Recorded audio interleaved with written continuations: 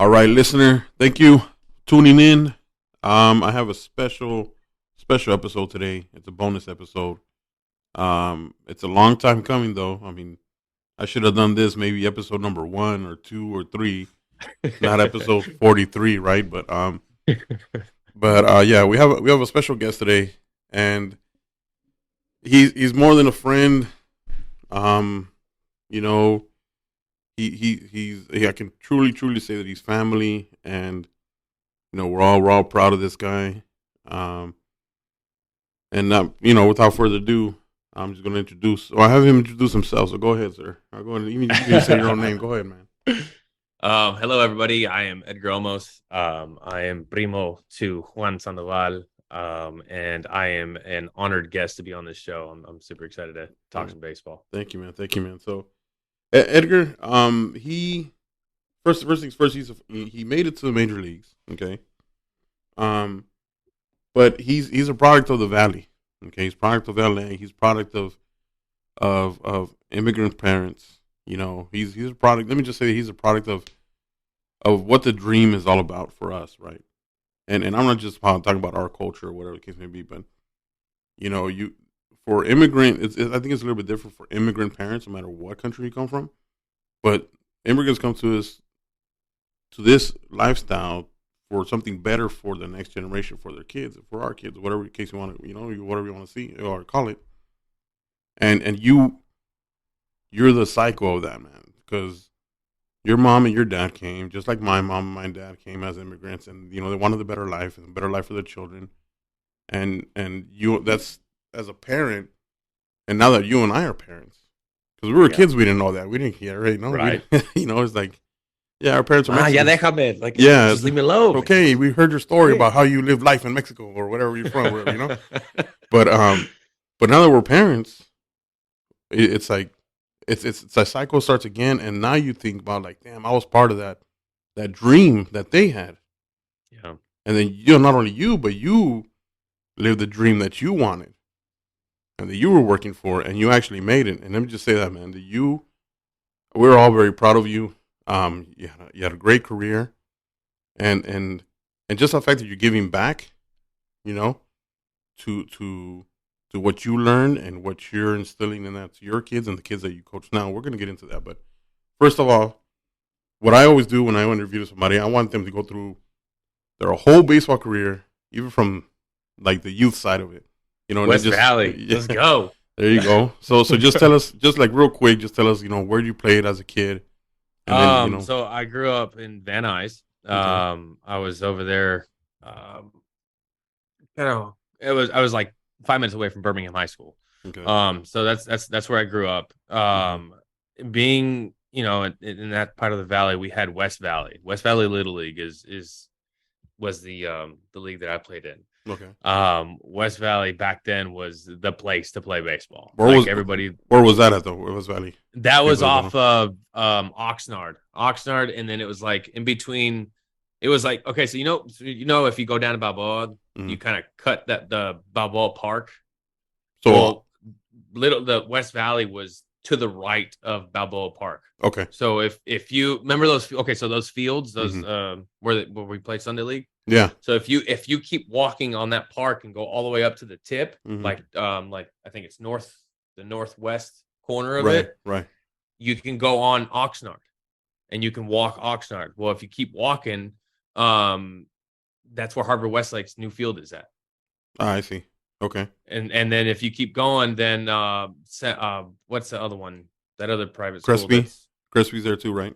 No, not Crespi. It's or maybe they're there now. I think so. It used to be somebody else, with an M. So back then it was called West Valley, but now it's called what? Mid Valley, right? Or is it? Now it's Mid Valley because Mid Valley bought out everybody. Right, they just bought out those other fields, and there's so many fields there. Right. But yeah, back then it was West Valley and Mid Valley. Mid Valley was Pony Ball, and then West Valley was Little League. I remember. So yeah. So Mid Valley did the whole lead off and the all the real baseball stuff, and we were just. So when was it? When was it? I helped your dad coach.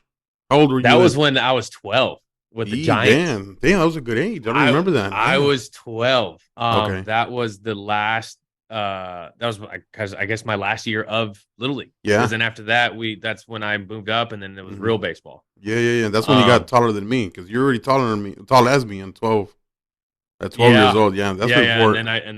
And then when I was 13, I got a little bigger. Yeah, it was fun, dude. I still remember that. Yeah. Remember I was catching. I was one of the catchers. It was me and Del Rio. Yeah. Chris Del Rio. I remember that. We went, and Padilla was on that team. Mm-hmm. Like, I'm still really good friends with Padilla. Who else was on that? Gutierrez, little Goody.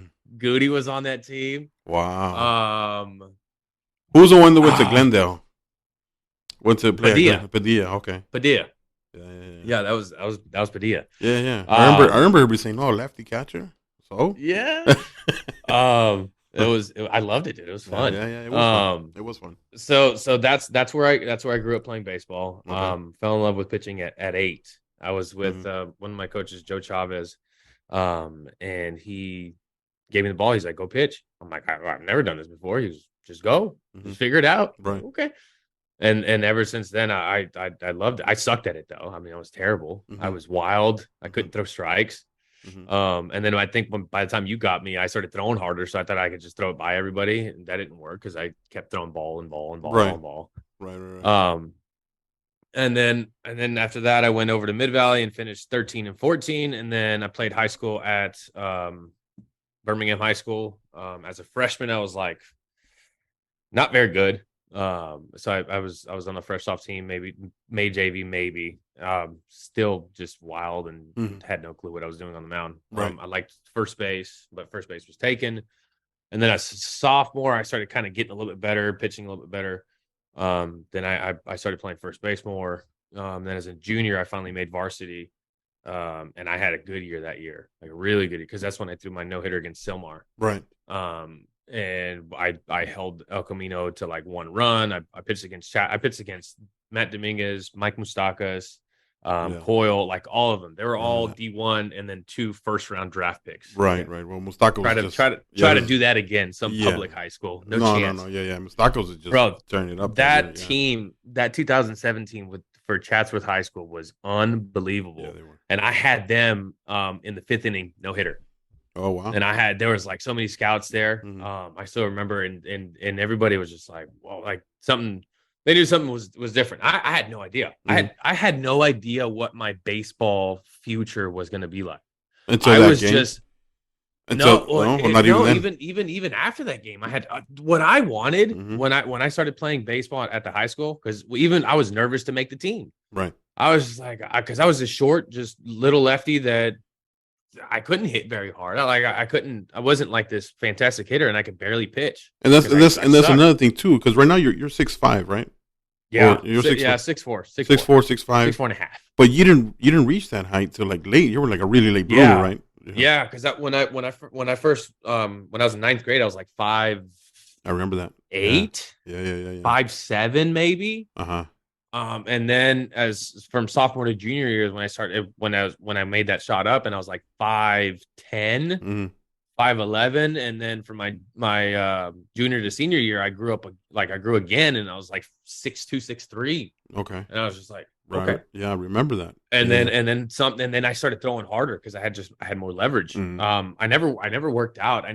Dude, if I would have known the stuff that I know now back then, it would have been a complete game changer. And I mean, I know that's what everybody says. Like, everyone says that, but it's true. It's so true, because it's so valuable, the knowledge and wisdom that you gain through just living life and going through things and going through mistakes and learning from them. And if we don't have an open mind, we'll never be able to kind of accept those lessons. Right. You know, we have to be able to just kind of swallow our pride and be like, okay, I messed up, so I'm going to do it differently next time. And a lot of people, you know, it's hard to do that. Yeah, of course, especially when you're doing it for the very first time, right? You're going through all the very first time, and then when I remember with you, when you had that growth spurt, mechanically it was hard for you because you were just learning how to, use that big old Jirafa body that you had. Bro, I had limbs going all over the place. You look like those fan, those fans. Yes. You know, they have a car dealerships. brand new opening. Yeah, or come check out this. Yeah, come check out this used car. Yeah. You look like one of those, with the blower, and come check out this used car right here while I bend over 30 times. But yeah, that's that. I remember that, dude. I remember that. You were like, wow. I was like, damn. It was hard. It was so hard to control, bro. And it's like that's I'm going back to if I knew then, like if I would have just done some core, just the right exercises, any kind of exercises to be able. The only thing I did was run. I said I just need to become a good runner. I need to be able to outrun people and last longer than them. And that's what I did. Dude, when I would run, I would make sure that I was like the first and the one still running. Like, because the endurance was everything. And I had some coaches, in early high school that Vado. Oh my God, Vado. He would run us so much, dude, to where it's like it hurt the next day. You'd be doing trust falls with the toilet. Wow. Like you just didn't know if you were gonna be able to get up. It was, but it helped us. It worked. It made us, more endurance. Like we would outlast other teams when we do whatever we needed to do. But it worked. So then I that was my workout. I never went to. Whenever we would go to the gym, it's like we never really knew what we were doing. Exactly. Yeah. It's just like go squat this. Okay, lift this, bench this. It was just like 3 or 4 different exercises. Nobody knew. Everybody bench press. Like, right. Yeah, everybody wanted to get on the bench press, But right. I'm like, no, this hurts my shoulders. I'm not doing this. All I did was run. I just ran. Okay. And then my senior year is when I was just like, okay, something like I can go somewhere, because I thought that I just wanted to go to Pierce. Remember Pierce Community College? Yeah. I just wanted to go to Pierce Community College because they had a good baseball field, and I knew that was the next step, right? To go to college. Right. I never envisioned myself signing a D1 full scholarship to University of Arizona. And I never saw myself signing in the 3rd round. And that was under Andy Lopez, right, at the time? Yeah, Andy Lopez. Yeah. I remember him when I went out for my official visit. Dude, he signed me on the spot. He goes, I'm not letting you go, Vato. Yeah. He goes, firme me. Yeah, because it's crazy. All right. Yeah, he's an LA guy himself, and then it was just it was a good deal for you, to go to Arizona. Yeah, my parents loved him. Yeah. My parents loved him. That's good. So yeah, that was a cool opportunity for me. But little did he know that I was going to go in the 3rd round, and then I decided to sign with the Marlins. Back then, Florida Marlins. Right. And then I started rookie ball out there. I pitched my first game against the Dodgers. Wow. Go figure. And went 2 2/3 and struck out 5. Wow. So that was a good start. But then next day, try to throw a baseball, can't throw a baseball. Wow. It hurts. Like, just my shoulder was shot. I don't know what happened. I don't know how it happened, but I also realized that when I was at Birmingham and I would, throw and pitch like my 7 innings, the next day, never picked up a baseball. Didn't pick it up. And when you sign professionally, they want you throwing every day. Right. Every day you got to get your work in. Every day. So, that didn't work out well for me. And I got hurt. And then they kept telling me it was tendonitis. I went to go see a different doctor, and he's like, "Yeah, you got a partial tear in your labrum." And my heart sank, bro. Right. There goes my career. But let's get this now. Let's get this straight. It's no fault to anybody, right? I mean, that's the way. I know when I was playing, they was totally rest, right? Because you throw, you need a rest for a couple of days, or ice it, or whatever the case may be. You know? I don't think it was later on until, like, that information about you throwing, you have to throw every day, even just to keep the arm moving and the blood circulating. That still didn't trickle down to the high school level as much. No, it didn't. Right. It didn't. Yeah, so it was professionally, maybe. It was professionally, maybe college. Right. But it didn't trickle down to. But then at the same time, it's like it all comes down to the workload. Like, my workload was obviously lower than the workload up in the pros. Gotcha. So their workload was already established to where I'm coming in new. I feel like I should have spoke up. Maybe I should have said something to be like, hey, I'm not used to this. This is usually my routine. This is what I do, and probably could have avoided that. But I mean, it is what it is. It happened. Right. and then I went in and they said that there was a partial tear. I called my dad right away, and I broke down. I started crying, and my dad was like freaking out. And another thing is, dude, and us growing up in the valley, and then you were still at 18 years old at the time, right? 19 years old, 18, 19, Yeah, right? I was 18. When was the other time besides going to Mexico, which we all go to Mexico? That's like another part of LA for us, right? Growing up. Yeah, that's just. But that's just other than family. other than Van Nuys and then Mexico, where else have you gone on your own and more than 1,000 miles away from your house, living alone? Never. Where you have to buy stuff for your own, you have to Never. take care of yourself. Never. You have to wash your own clothes. Oh, dude, it was intimidating. You had to mature. You had to mature about 10 years, and Quickly. like in 6 months. Yeah, right. Quickly. Yeah, and messes with your head. So, dude. Yeah, no, I get it. It was an eye opener for sure. It was just like I need to handle my business. Like I can't. There's no one that can. There's no one here that has my back. Like my parents had my back. Got you. This is like I'm on my own. I have to be able to do this. I got to do this. I got to adapt quickly. And I did. It was tough at first, but I did. Okay. And then after I called my dad and broke down, I called my agent, and he's like, "All right, we're gonna do this, this, and this." We went and saw Dr. Yoakum in LA. So that was cool because then I got to go see my family again. And I had surgery in LA. So I had surgery in 2009. And then I rehabbed all 2009. And then I was a lot stronger. I was bigger because all I did was work out. So it's like when you have surgery, it's like, all right, well, get your body strong. So I learned, that's when I learned a lot of things. And I was with veteranos. I was with older guys, so I'm this 19-year-old kid, rehabbing with, 3-year, 4-year, 5-year MLB vets who have gone through this process before, right? Who has probably gone through other surgeries and other rehabs. And yeah, exactly. They know the routine. They know what to do. So having them as like my cushion, my I guess my go-tos, it was awesome, dude. Like Rick Vanneher, Mike Rebello, Doolittle. There's so many guys that helped. Scott Proctor, remember that name? Yes. Scott Proctor was there. Wow. And they all helped. I mean, when Hanley would come and rehab, like Hanley Ramirez would give, certain things and say certain stuff. It was just cool because you always had like a source to go to whenever you got lost, whenever you just like unsure about something, because you could ask your coaches, but not all of them are going through what you were going through. Going through rehab is a tough process. Not everybody does it.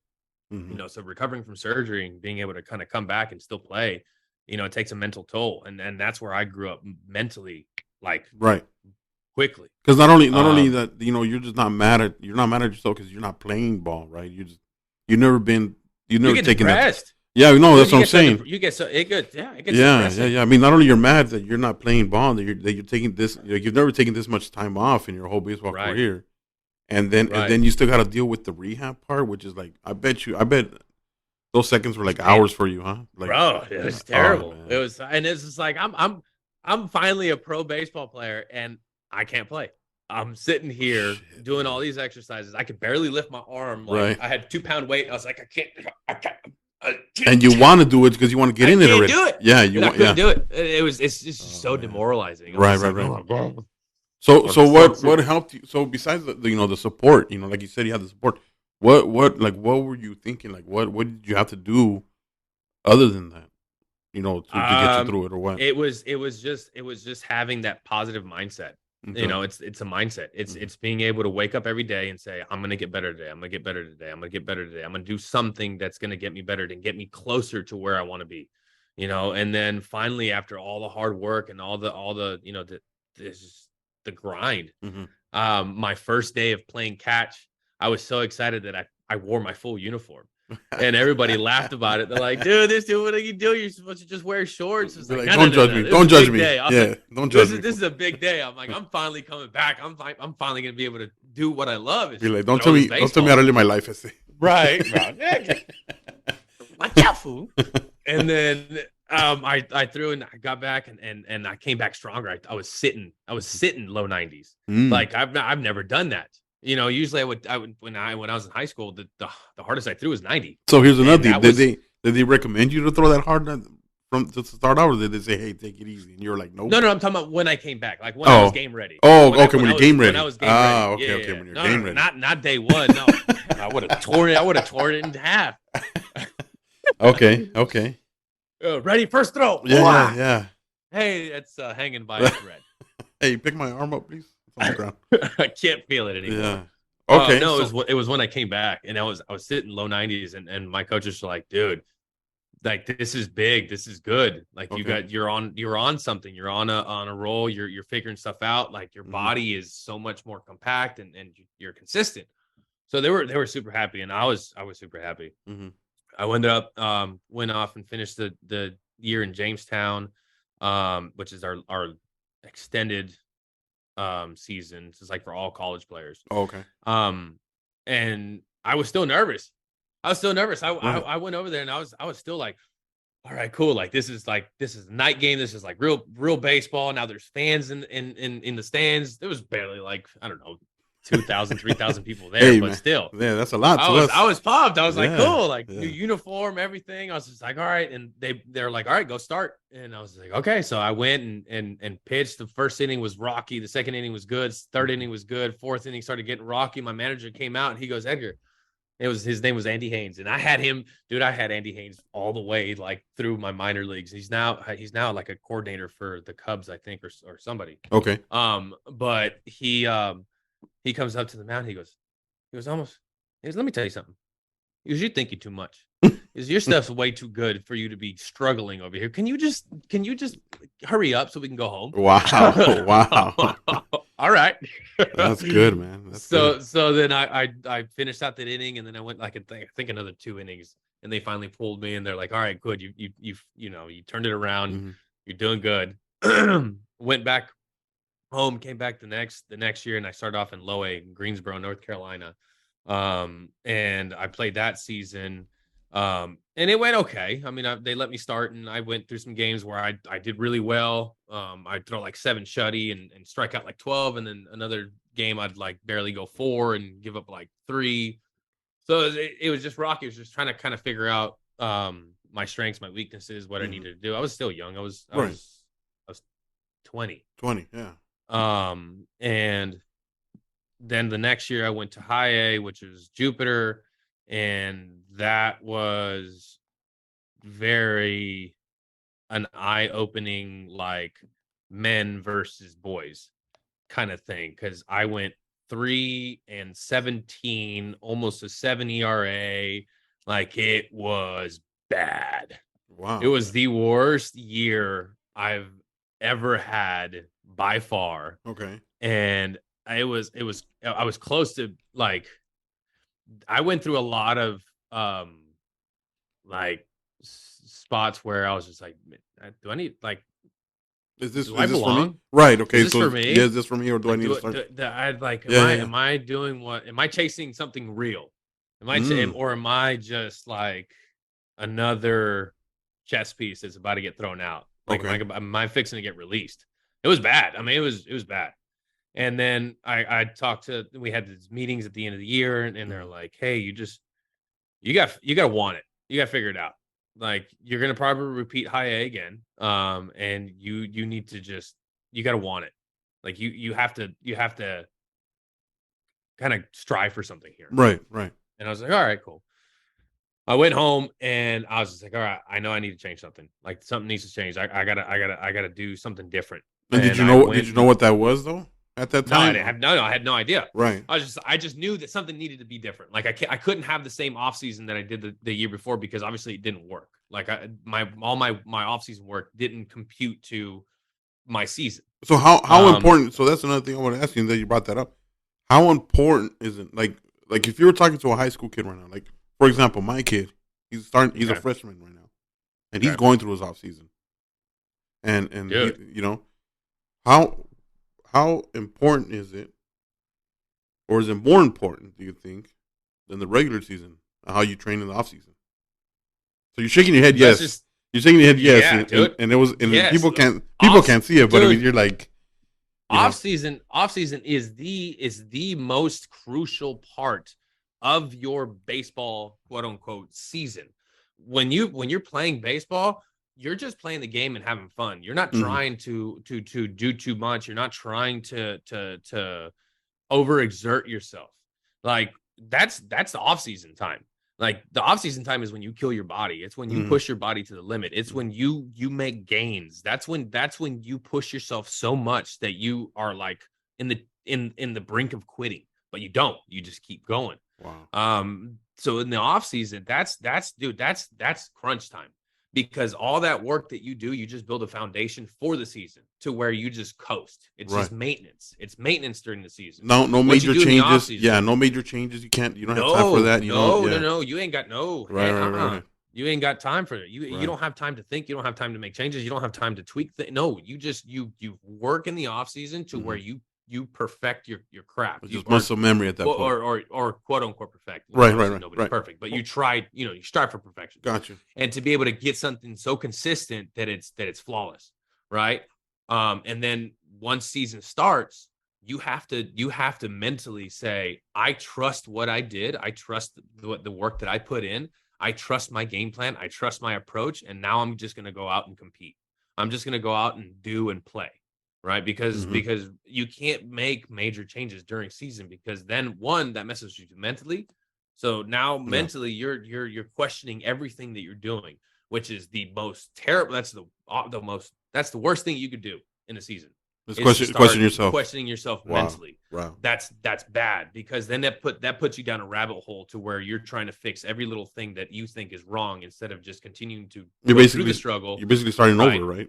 Right. Yeah. And that's a big major no-no.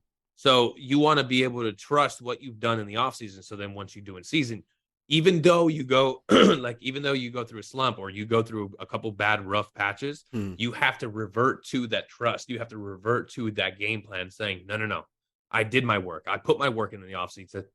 I just need to stick with my game plan. I need to stick with what I know I can do, and then snap out of that The funk. slump, Yeah, and the then go funk. Yeah. back to, and then find your rhythm again, because baseball is all about rhythm. It's how well that you can keep that rhythm, how Hmm. well you can have that timing and that rhythm, the Hmm. timing and the rhythm. Obviously, as a pitcher, my job is to upset the timing and the rhythm of the hitter. Well, the hitter, their job is to upset my rhythm, right? So it's like it's a back and forth dance. And then if you start to mess with yourself, then you're messing up your own rhythm. So now you got two people versus one, Yeah. and Wow. that's you That is can't do that. that is. Oh man, I can't believe you just said that. I mean, I could believe it, because it's just that's a perfect way to say it. Like It's you because said, you're going. and then you're screwed, because now the odds are against you, instead of turning it around, especially as a pitcher, because guess what? The Mm-hmm. hitter fails 7 out of 10 times, then they're considered an all-star. You're still going to fail 7 out of 10 times, You're still and a that's Hall if of you get Famer. lucky. Someone's My still a Hall of job, Fame. Yeah.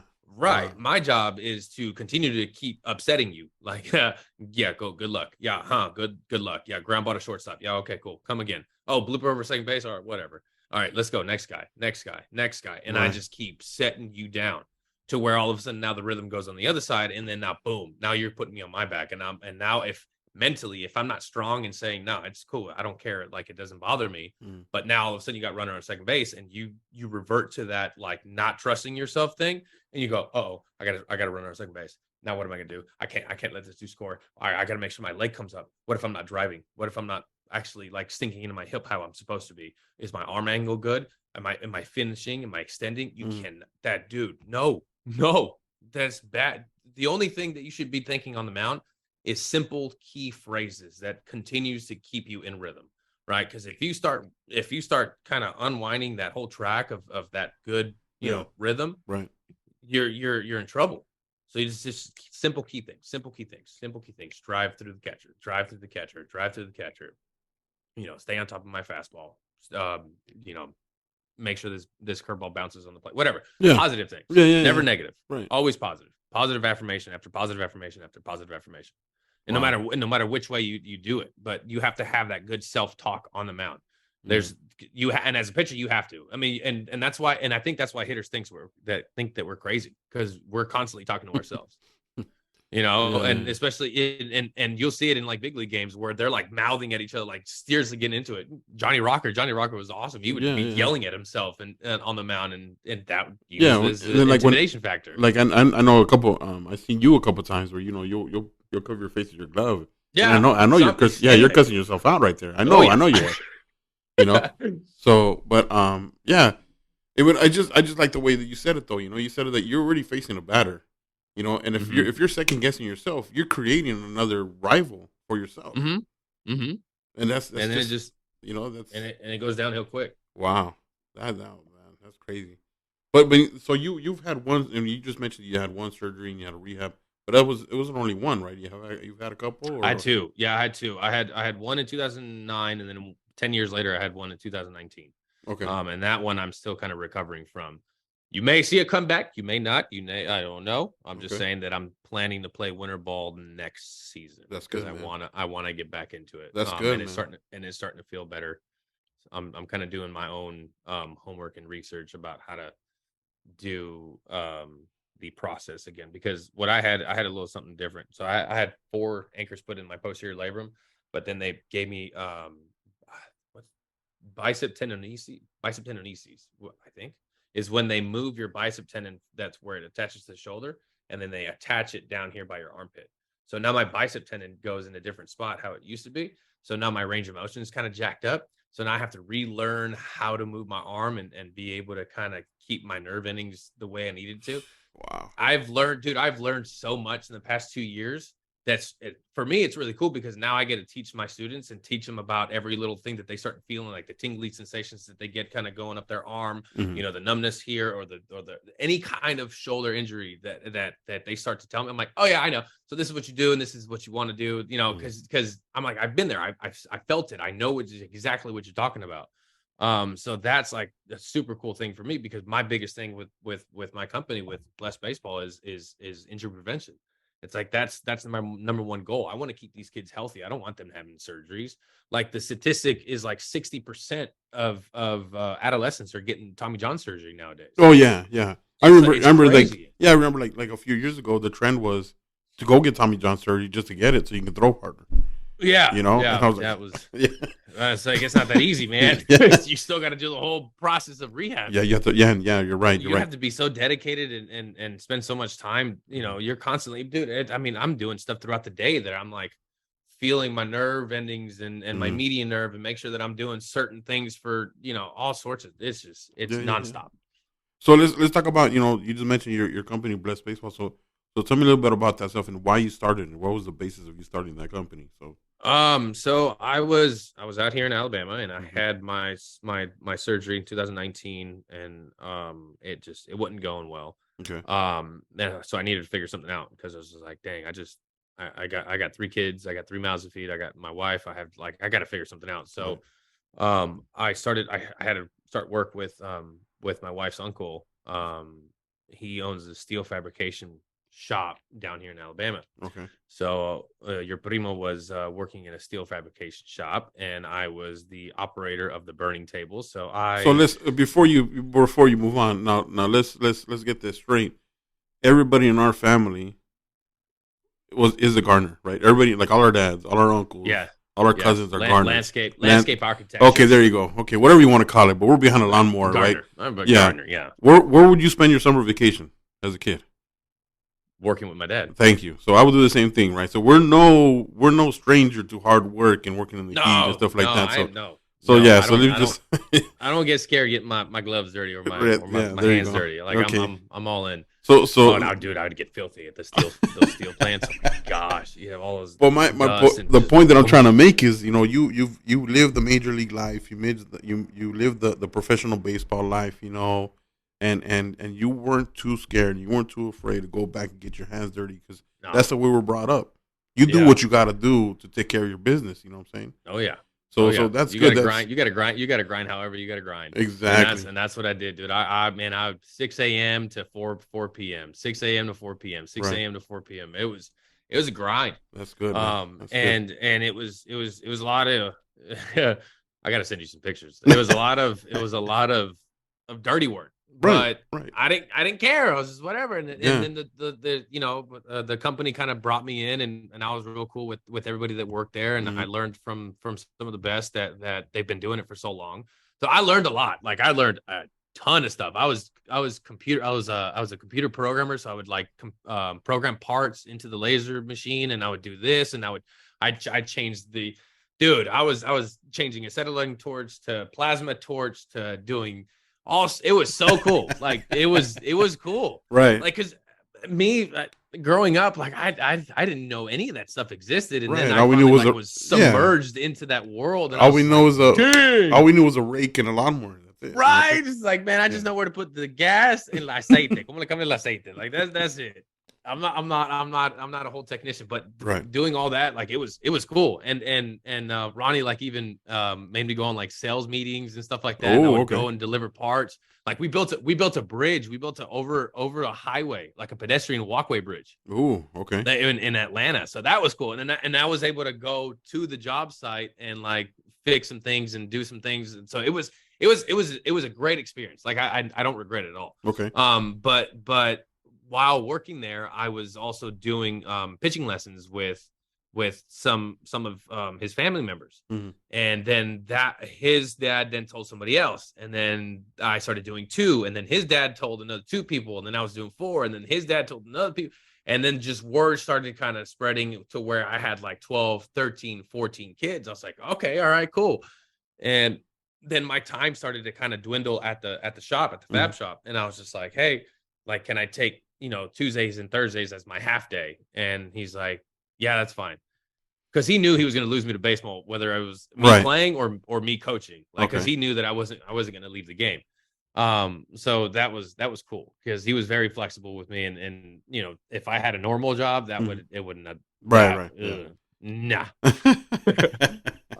So then I started taking more half days. And then finally I was just like, Ronnie, like, I love you. And thank you so much for what you did and what, what you did for me, because you took me in, especially with, I just had surgery. Like, what other job would be like, you're a liability arm and you don't know what to do. Right. You're a liability. Exactly. You're right. Yeah. But he brought me in and it was cool, dude. It was just like, I really appreciate you. And then I started Blessed Baseball, and I chose Blessed Baseball because I felt, especially towards the end of my career, that every time I stepped foot on that field, I felt blessed. I was just like, thank you, Diosito, like for everything that you've given me and what you've showed me and my experience, my experiences. I was like, I went to Japan. I played in Mexico. I was like, I played in Panama. Like, I played all over the U.S. Like, this is so cool. You started finding the positive in it. Like I touched. I mean, being able to like even like communicate with fans and then making their day. Like, and then like signing a ball for this kid and taking pictures with these kids, and it was just it was cool. It was very heartwarming. Right. So that's why I chose Blessed Baseball. Blessed Baseball is my company name. It's my own organization as well. I have a travel ball team called Los Bravos. Wow. And right now we are 13U, but I'm expanding hopefully to have 4 teams: a 13U, a 14U, a 16U, and an 18U. Wow. To be able to kind of prepare these kids mentally and show them exactly and teach them exactly what's to come. Like, look, if you take the college route, like, this is what's going to be like. And then if you take, the pro route, like, this is what you're going to be expecting. Like, just, when you sign, when you're your visits, this and that, what scouts are looking for, what they don't want to see, being all attitude on the mound and showing your emotions. Like, you don't want to do that, obviously, especially as a hitter too. Like, you want to be able to keep your composure. It's just a game. You're gonna have another day. You're gonna have another at bat. So just being able to kind of guide them in that way. Get them to where they start thinking and anticipating things differently. So that's I'm super excited for that. That's good. To be able to just kind of teach them and show them exactly, how things can go and what things mean and stuff like that. And so far it's been great, dude. I've spread out. I have people from Nashville coming to see me. Wow. I have people from like Montgomery coming to see me. I have people from Atlanta come to see me. So those are all like 2 to 3 hours away, and they'll come and just say that, hey, what you do is just special. You don't see it everywhere else. You don't see, it's not something you see anywhere. Right. And I get that a lot. Like, you're different. And I think it's just because I care about the kids, and I really want to show them what is that you need to do. Like, because the biggest things that I do is like body functionality. Like, I want to make sure that your body works how it's supposed to work. If you want to be a pitcher, if you want to be a baseball player, your body has to be able to do and get into certain positions, without compensating. And that goes back to what I was saying, that you had your real quick growth spurt, and your body functionality was at what, 0 right at that time. Terrible. It was awful, and I still managed somehow to squeak some pitches in. Right. Yeah, but I mean, if you would have had that body functionality, it could have been so much easier. Oh my god. Yeah. So that's good, man. It would have been so much different. That's good. Yeah. So that's kind of what I do, and like I have. I mean, obviously my own show as well. I have Rounding the Bases. Right. Is my podcast, and I interview current and ex major leaguers. And all we talk about is preparation and the mentality behind baseball and what we did as pros, and what was important back then, that's important, or wasn't important back then but that was important now, and just kind of things that you learn along the way, because obviously it's a learning thing. You gotta go out there and experiment and do and fail. And you can't be scared of failure. That's for sure. You gotta take failure head on and learn from it, and accept it, and grow from it, and make adjustments to say, well, how, if I failed this way, next time I got to do something a little bit different that won't have that same outcome. Because if you just keep doing the same thing and you keep failing, well, then you got to change something. Obviously what you're doing isn't working. Yeah. And that's the thing, right now, I mean, I'm playing daddy ball right now, coaching my 10U, but my kid was 10 years old, and we just had a scrimmage on Sunday, and he struck out, but he was facing a big kid throwing hard, right? It was a scrimmage, and in the scrimmages, I don't care if you struck out or if you had an error. That's what a scrimmage is about, right? Yeah, just getting your reps in. Right? So I wasn't getting mad, My kid, he strikes out, slams the bat on the floor, and you know me, I mean, I'm a military guy. And I said, you're done. You're done. You're out of the lineup. You're not coming out for defense anymore. Next time your place in the lineup comes up, we're calling it out, because we don't do that, right? So one of the coaches it's a scrimmage. Let them, it's. I said no. No, it's about learning the lesson. I love it. Right. And then I told him, I said, look, you failed. You struck out. It's a failure. Yeah, right. It's part of the game. But be mad at that second, but don't dwell on that failure. Don't dwell on your anger, basically. I told him. Don't dwell on the anger. Don't let it affect you. Yeah. Be mad like for that 1 second, but get out of the box and go back to the dugout and see why you struck out. And what pitch was it that you struck out on? And stuff like that. So, I see what you're saying. Like you said, you could fail 7 times in the sport and you can still be a Hall of Famer. Yeah, it's crazy. It's crazy. So, yeah, and I mean, I get what you're saying. That's a great thing that you're doing, man, because and you made it to the show. You pitched in the show. You know what it takes. Stuff like that. And it was a hard road, right? I mean, because you got injured and stuff like that. But you're not letting that like take over. You're not holding a grudge. You're not thinking negatively anymore. It's all about positive. Yeah. So that's good, man. That's good that you're doing that, and especially out there in Alabama, man. You never thought you'd be living in Alabama, Bro, I love it out here, though. It's awesome. I bet. It's awesome. Yeah. It's like, okay, we'll put it this way. It's like rancho, but still you're in city limits. No, you got rancho and you got Wi-Fi. That's what it is, bro. That's what it is. It's like glamping, bro. That's cool, man. That's cool. But you know what? I see big things, man. I know your Instagram, you putting out, you're in collaborations with indoor facilities now.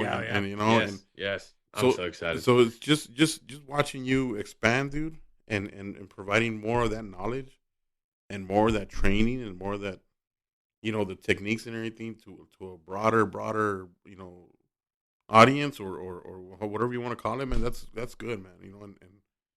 And just watching you grow, man, from a little kid, dude, and everything that you went through, bro. Little mocoso. Yeah, man. Because I'm a bit older than you. We're the same generation, but I'm, always. Yeah. I always felt like you were like like Yeah, a little you were bit. the older primos that nobody really wanted to You could mess around with. Whenever we would go into your house, we'd be running around and be like, "Is Juan home? Is Juan? Tia, ¿dónde está Juan? He's in his room." Oh, Yeah. that means he can't come Yeah, out. he can't come out. Yeah, yeah. I wasn't the most cooperative kid as growing up, but yeah. Yeah, but it's all right. But you know what? I'm that's good, man. So tell me, I want to know the experience you playing in Japan, bro, because you already had. Oh, dude, Japan is dope. I can't, man. I wish I could But go see, back. you already had a family, right? When you went to Yeah, Japan, right? You yeah, had what, yeah. two kids already, or Yeah, it was my two girls. It was my two girls and my wife. so So how does that work out? How does how was that for you and your family, bro? it was cool. So our last season was here in the States was with the Red Sox, and that was when I was in Pawtucket. Okay, And that was 2017. right? Yes, Yeah, 17. Yeah. 2017. And I had a really good year that year. Mm-hmm. I was an all-star that year in AAA. I led the league or I led the team in where what was that? It was something. I led the league in something. I can't remember what it was. I think it was appearances. Okay. It was appearances because I was a reliever and a starter. So What? I was like constantly throwing. Oh wow. Yeah. So it was cool, but my body was like it was cool. It was working great. My body felt good. Everything, dude. And I could throw my curveball any count. 0-0, 2-0, 3-0, 3-2, Wow. 2-2. It didn't matter. It didn't matter. I had perfect control, and I could place it wherever. And guys would know, like I'd get down 3-0 and I'd go curveball, curveball, curveball, strike three. Wow. And guys would get so mad. It's like that's not fair. Throw fastball. I'm like, you can't hit the curveball. Like, why am I going to throw you a fastball? What do you mean it's not fair? You must be out your mind. Yeah, get out of here. Bro. And my fastball was not where it was when I was in my prime. Like when I was in my prime and with the Marlins, I was 96, 98, touching 100. I saw that. Yeah, I saw and that. Then, and then with the Red Sox, I was like 87 to 90, maybe. Really? Dude, it was bad. It was bad. My shoulder was shot. Oh man. And I just didn't know it. I had no idea. I mean, I knew something was up, but I could still pitch. I could still throw. So I was like, let's go. I'm game. Let's go. I'll figure something out.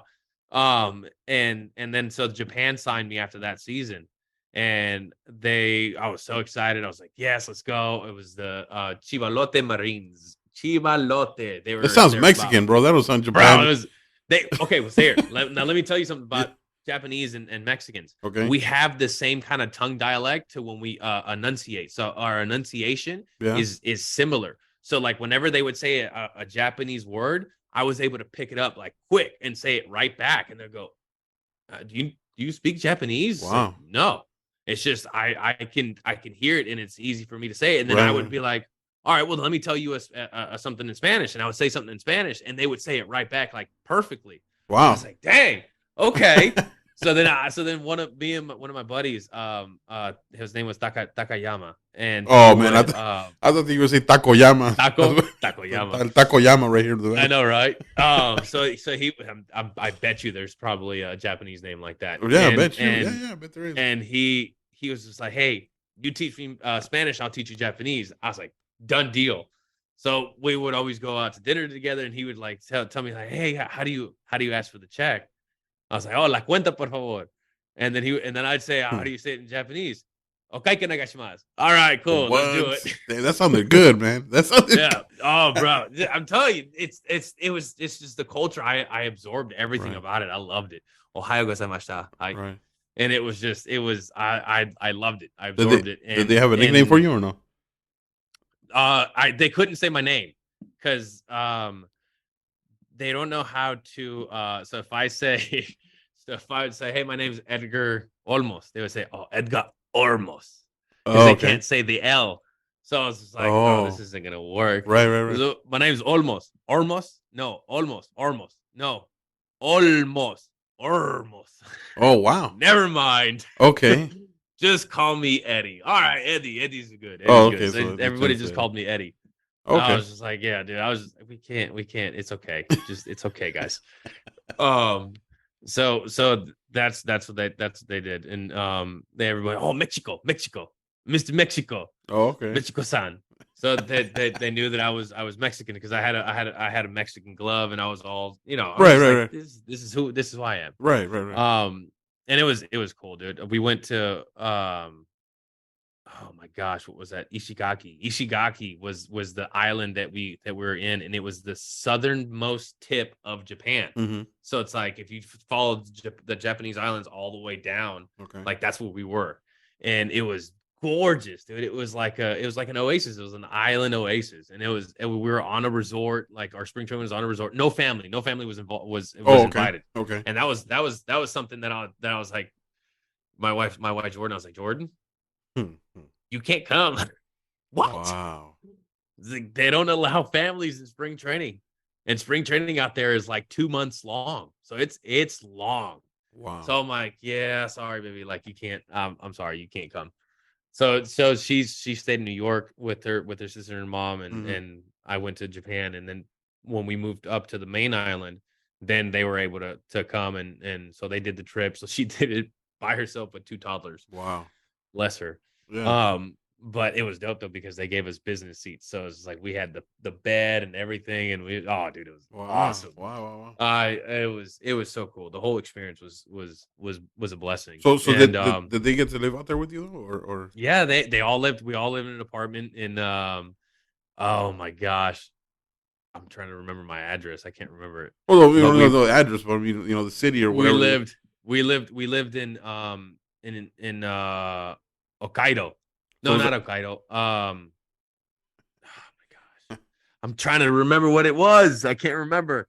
But anyways, it was in Chiba, which is like I guess the city. Okay. The city would be Chiba, Right. and then we lived in like a province. It was like this little Sort of like area how that was LA and Van Nuys is, right? So Van Nuys is part of LA and yeah, kind of. Okay, so Okay. all right. So think about this. Okay, now let me tell you. Okay. Quick fun fact. All right. Tokyo is not a city. What is it then? It's a county. Wow. Okay. So whenever people say Tokyo, they're talking about the entire county Okay. because it has like these different suburbs. It's like New York, and you got Brooklyn, you have Queens. Oh yeah. Bronx, Okay, like a borough. Yeah. So that's how Tokyo is kind of set up. Tokyo's so massive that it has these little boroughs, and they all have their own little like magic about them, like the business one, like the nightlife one, like the restaurant one. Oh, like okay. It's all like integrated. Right. And the subway systems out there are dude, it's so cool. It's so clean. Everything's on time. You have 6-year-old kids taking the train by themselves on a train that rides for an hour to go to school. Wow. Like it's super safe. Everyone's like super respectful. Everything's clean. Learned very quickly that you're not supposed to eat and walk at the same time, or drink.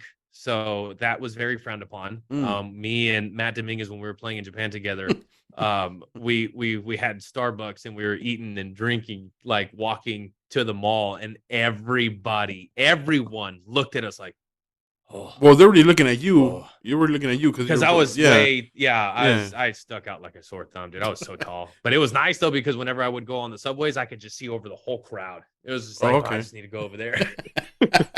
Oh, my stop's coming. It was, bro. I think I have some video of it, and I was just like, it's unbelievable how I'm like that much taller than everybody. So how was it? How was it playing baseball there? Like, how's it different from as far as like the it's preparation? Very part different. They're very big on like small ball. So it's like small ball is like most important. You have to know the fundamentals. You got to know how to do bunts and bunt coverage and all this. Dude, it's insane the amount of detail that they do. Their throwing is different. Their workload is way heavier than the U.S. I can tell you that right now. Really, dude, Japanese people know how to work, bro. They get after it, and it is like it's an obsession. It's just repetition after repetition after repetition until they can continue to do it to where it's like I can do it in my sleep, type thing. Okay. So even throwing, man, they spot up like they're like here. They miss here. No, got to do it again. They miss here. No, got to do it again. They miss here. No, got to do it again. They miss here. No, got to do it again. They get it. All right, let's do it another 3 times. Pop, pop. All right, now we move on to the next one.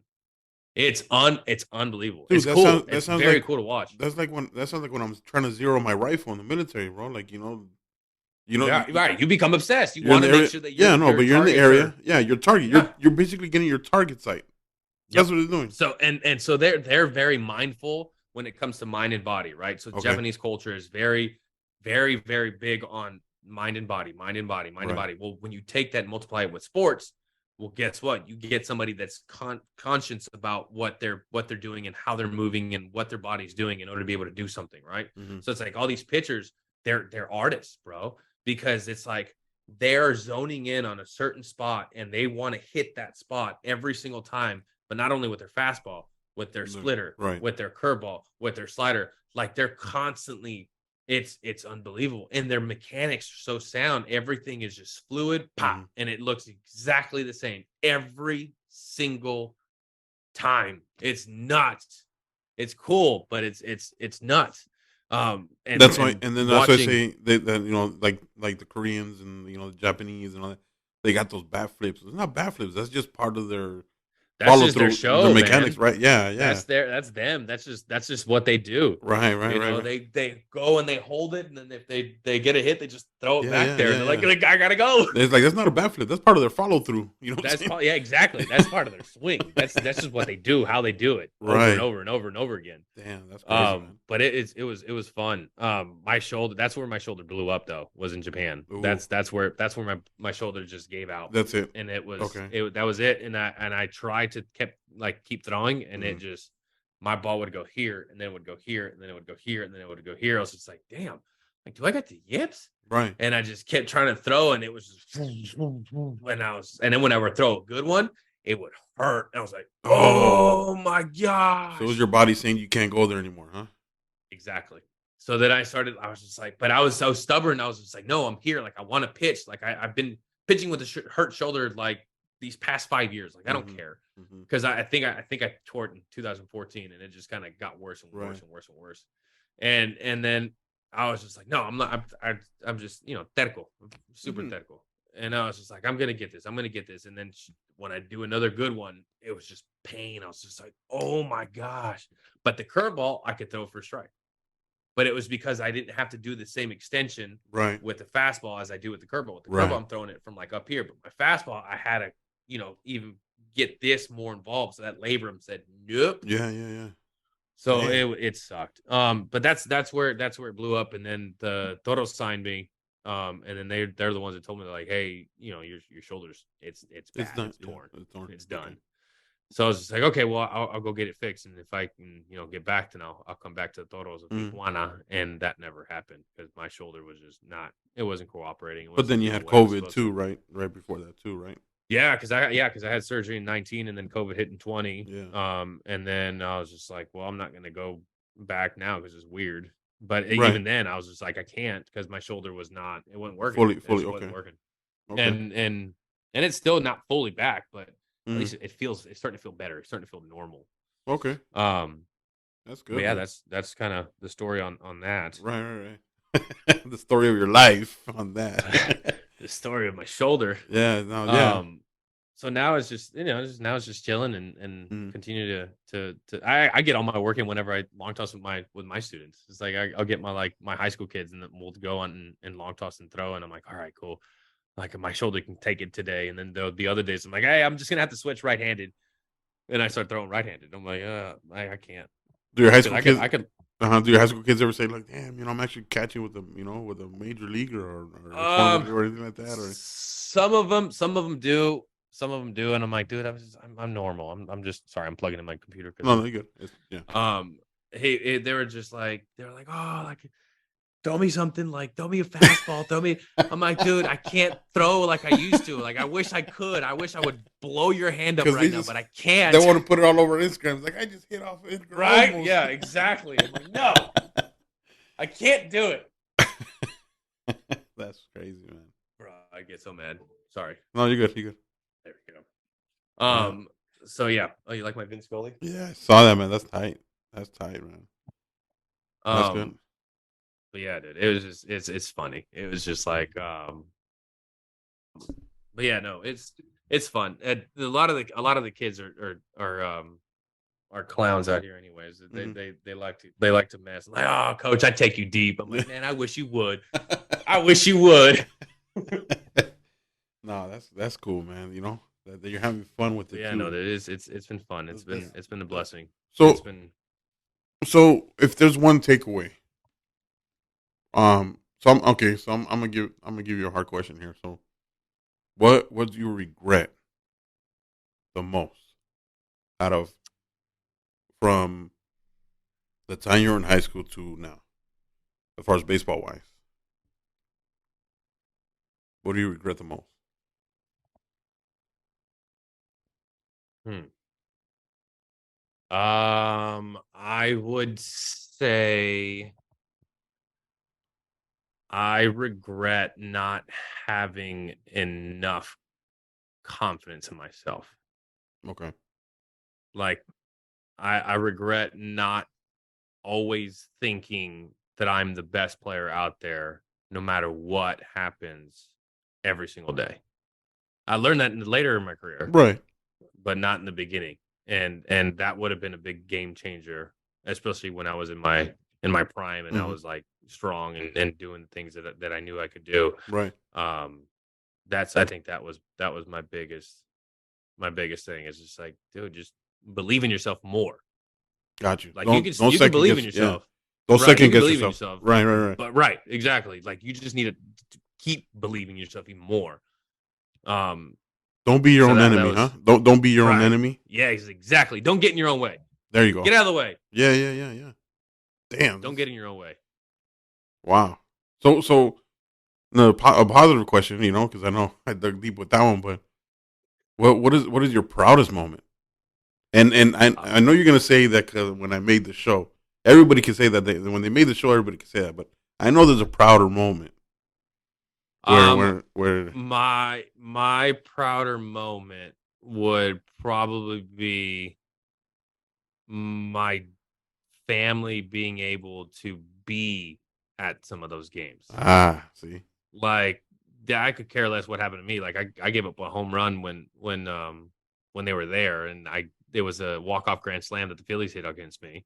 I Wow. don't care. Okay. Yeah, it was an intense moment, but at the same time, I'm like, I was so happy that my parents were there to witness it, to even see it. Like, who Mm-hmm. cares if I was on the other end? Right. Like, that was still a cool moment in that stadium to where everyone like exploded. And I still remember Kevin was crying, dude. He was crying and crying and Really. crying. Couldn't. Oh yeah, they got him on camera like crying, Oh because they knew man. that they were my family. Because Okay. they came the day before on my debut. Okay. And I could hear my mom out of 45,000 people. I could hear my mom like screaming and clapping. It was the craziest thing. Like Wow. it like I even told my mom, I was like, Yeah. I could hear you guys. Like that was crazy. Like usually I don't hear any noise. Like I'm in the zone. Mm-hmm. I get tunnel vision. Like you can't Right. don't mess with me. Right. But when they were there and I did like I was walking off the field, like I could hear them. It was Mm. nuts. It was cool. And that was I think that's my proudest moment. It's just you know, I guess it's not just my immediate family, but even my wife and kids. Like Mm-hmm. they were able to experience my career with me. Got you. Um, Got you. and I think that's my proudest moment is that I was able to do something that we could all enjoy, Right. not Wow. just me. Oh, that's cool, man. That's cool because I know you made it to the show and you know you're pitching and you know in the show and I know that's a happy moment for you. So Yeah, you yeah. I know. mean, it's yeah. It's all like, hey, my dreams came true. Like I'm here. I'm finally here. Because I Mm-hmm. remember my debut was in Philly, and just running down those stairs and running into the stadium from center field, and just kind of looking up and just seeing all 42,000 people there. I was like, dang, this is dope. Like this Right. is Right. Right. so cool. Right. And it was a close ball game. It was bases loaded against Ryan Howard. I'm like, I this remember is that. awesome. Yeah. Yeah. I saw that. Yeah. This is so cool. Yeah. I remember we were here at home and everybody, all of us were texting each other, man. It was just like going crazy, dude. It was dope. It was fun. Oh man. It was just it was cool. It's something that gets your heart rate going and gets your like emotions like your Yeah. adrenaline pumping. But at the end of the day, it's like everyone still goes home. Everyone still is Mm-hmm. doing back to normal life. And it's like it's just like it was just that one moment in time where Mm-hmm. everything was escalated, and then everything just kind of calms down. Okay, And okay, then you yeah. get back in the show again, and it's like boom, everything escalates again, and then Right, right, after right. that, it's just waves, and you just kind of Man. have to keep riding those waves. It's cool. That's crazy, man. I was an adrenaline, like I loved, Mhm. man, I loved that. Like that was, and my wife is like the complete opposite. Jordan's like, I don't know how you do it. I could Right. not have 40 something thousand people watch me work, like watch me do something. Mhm. And I'm like, dude, I loved it. See, It was I'm just one of like those. the game. I'm one of those that I'm all game and I'll be all tough, and then like I'll be in the situation like, okay, yeah, yeah, okay, cool story, bro, whatever. But I know when I'm going back into the clubhouse and I'm walking down into clubs, I know I'm vomiting somewhere, though. I'm I'm gonna let it go, where nobody sees me and shit. Yeah, yeah. You know. But yeah, Don't now call my that's. Uncle Ralph. But no, that's cool, man. And just talking to you, man. And I've never talked to you about it like this, before, and this is the first Yeah, it's time dope. we got into it, and it just I always like to hear like the the mental side of it, like Mm-hmm. not a lot of people know that getting to the major leagues is tough, and you fight your own demons. Oh yeah. And like your career, like yourself, you were injured, go through surgery and stuff like that, and you went through a lot of teams. I mean, that's another thing too. Like you were traded back and forth a lot, and Marlins, Seattle, right, Texas for a little bit, and then back to Seattle, right, and then Chicago Cubs, hmm and then Baltimore Orioles, and then Boston Red Sox, and then Japan, and then Toros. So what were you thinking when they were trading you? What were you thinking like at that point? Like, A new opportunity. Hey, that was hmm the biggest thing when I first got let go by the Marlins. It like because I spent 7 years with them, and it was like, oh, wow, y'all don't care, like see it's that? just like that. Wow, And they called me. They're like, "Hey, it's just business, and this is what happens. It's like we wish you the best, and we were very excited to kind of see you grow, but now we're just going down a different path." I'm like, oh, cool, okay. all right, yeah, yeah, Deuces. yeah, deuces, yeah, So I went over to the Mariners, and then the Mariners is like a completely different organization, hmm and you have to meet new people and you see the faces and do the whole thing again, and then all of a sudden a year later, boom, now you're somewhere else, and now I have to do the same thing over again, meet new people, meet new faces, new team. Like I don't know anybody. I'm like, hmm damn, this sucks. yeah, yeah, yeah, yeah. But and then it happened again, and then I traded after spring training, and it's just like it was like whoa, it's a roller coaster. It's like obviously, I mean, people like me and they see me, but then I think it's just the way that kind of logistics and business side of baseball works is just sometimes you can't take it personal. You just can't. But that's hard And though, a man. lot of I know, trust me, I know. So I did take it personal a couple of Right. times, and then towards the end I was just like I can't do this to myself. Like I have to just continue to be that piece that they want to find, that they want to see, that they want to plug into the team. So that's what I kept trying to do. I was just like, I have to be versatile. I have to be able to start. I have to be able to come in for just one inning. I have to be able to do, certain things. Yeah, yeah, yeah. And with the Red Sox, that's I mastered that. I was able to come in and start, and I was able to relieve, and then I was able to do a second relief role and just doing like I told my coaches like whenever wherever I don't care I'm if there. you need me I'm game.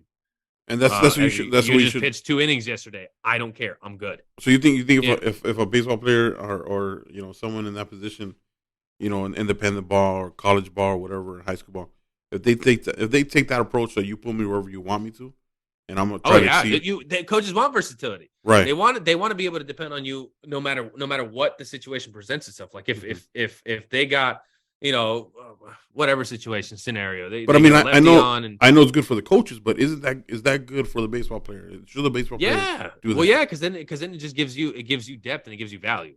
Gotcha. Right? It's Right. like they can see you and instead of seeing just a first base, oh, he's just a first baseman. Mhm. Well, I don't really need that. So I'm just gonna, instead Yeah. of or a UT where it's a utility player, it's like, oh, Yeah. okay, I can put him anywhere. Like he can fit in this puzzle, or he can fit over here, or if this dude is DHing, then I can use him here. It gives the managers a different playing card Right. as opposed to being just a one sided or one position kind of guy.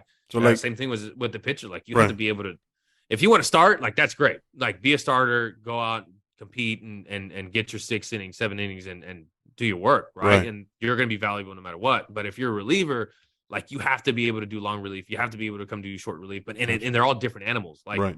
coming out of the bullpen and starting is two completely different animals. And I love both. And they're both unique, and they're both close to my heart, because obviously it's like the first half of my career I was a starter. Mm-hmm. And so you have your routine, you have your days, you know when you're going to pitch, you have your workout kind of planned already, like ahead of time. As opposed to a reliever, you have no idea when you're going to throw. It could be 5 days until you throw, 6 days, 7 days, and all of a sudden it's like boom, your name gets called. So is it better? You have to, is it better? Like, okay, so as far as like wanting it more, like, I mean, I'm not okay. May not say wanting more, but like your competitiveness. Like, I know you say you're starting, you got a routine, and you probably know when you're gonna pitch. But when you're in the bullpen, are you in the bullpen saying, "Dude, put me in this situation right here"? Oh yeah. Oh, dude, always. You want to stay hungry. You have to stay hungry. Yeah. You have to be mentally checked into the game right every second of the game, because if they do call your name and you're not mentally checked in, you're not ready, and you don't even know what the situation is or what's at, it's just anything. Right. Then you're already at a disadvantage. Right. Gotcha. But if you're checked in and you're looking at everything, you're seeing who's coming up, and you're watching the game and what swings they take and the approaches they take, are they sitting up on this guy? Like, what are they doing? Are they pulling his changeup? Are they not pulling? Whatever the case may be, you have to be studying the game as it's playing on. So then when they do call your name, boom, you already know, all right, this dude struck out on a curveball last time. Like, this dude grounded out to a double play. Like this, we already got this dude, so then it's like you go in and now you like kind of catch up with your catcher quickly, because it has to be quick, especially nowadays. Yeah. Nowadays it's like everything's timed. Like you like, hurry up. It's like we're freaking robots. We're not. Sorry. We're still people. So how do you feel about that? The new I hate it. Yes. Oh man, that's can good we to just hear. leave the game alone? The game has been fine for 100 years. Like, I don't understand why we have to now change it just Wow, because people that don't want to watch baseball, because everything has to be on a time clock. Because guess what? Advertisements need to go on, commercials need to go on. So we need to make sure that the game only lasts 2.5 hours. It doesn't happen, people. Okay. It's baseball. Right. It's supposed to go. If you get extra innings, guess what? You're lucky. It's called extra free baseball. Yeah. Free baseball. That's what it's called. Free baseball. You get extra innings. That's free. You don't have to stay. You don't want to stay? Bye. Go home. Drive home. It's okay. We don't need you. The players, we don't need you. Wow. I mean, we do need you, but at the same time, if you're going to complain about staying late, then just go home.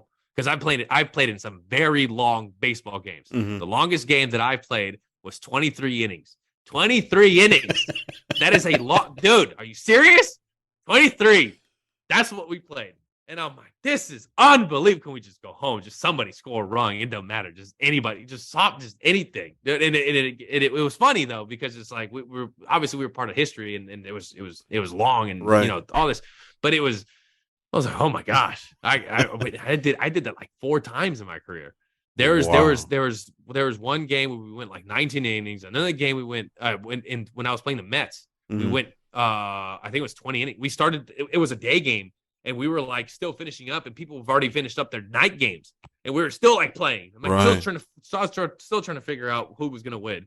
So it's just, it happens. I mean, I'm sorry, but it's like, we're human beings. We're gonna have to do the things that we need to do. It's like everything's under a microscope in the big leagues, and that's what's frustrating, because it's like everyone was just like, hurry up.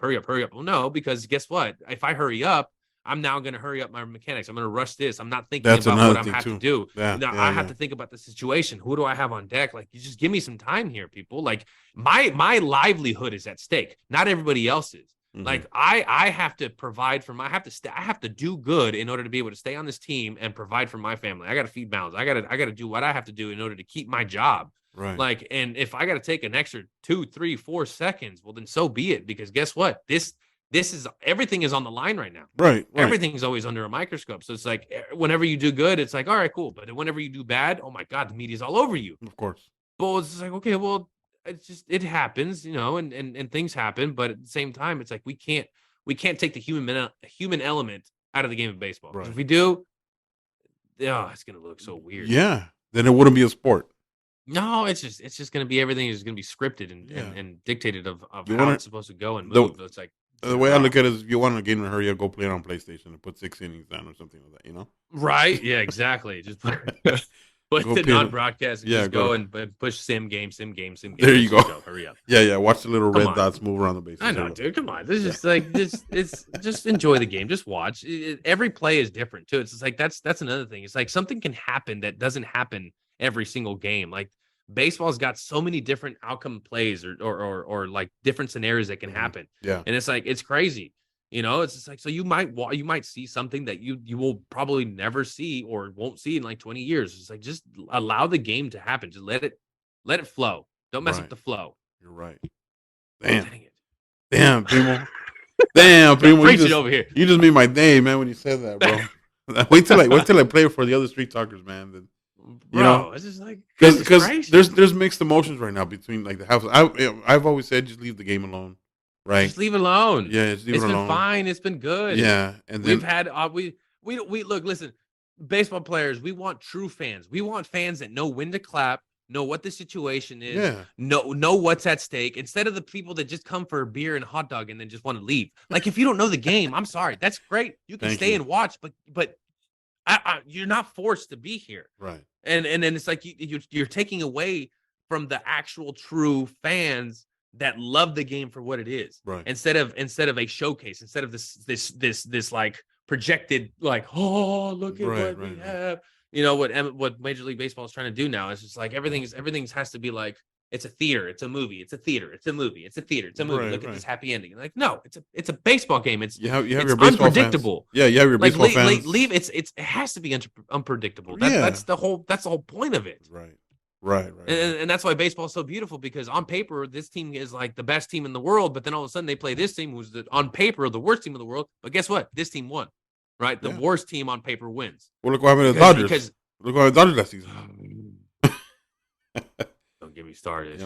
And you pitched at Dodger Stadium. You played at Dodger Stadium, and I know you're a Dodger fan. Grew up Dodgers, stuff like that. But I know it was hard for you to see that. These guys.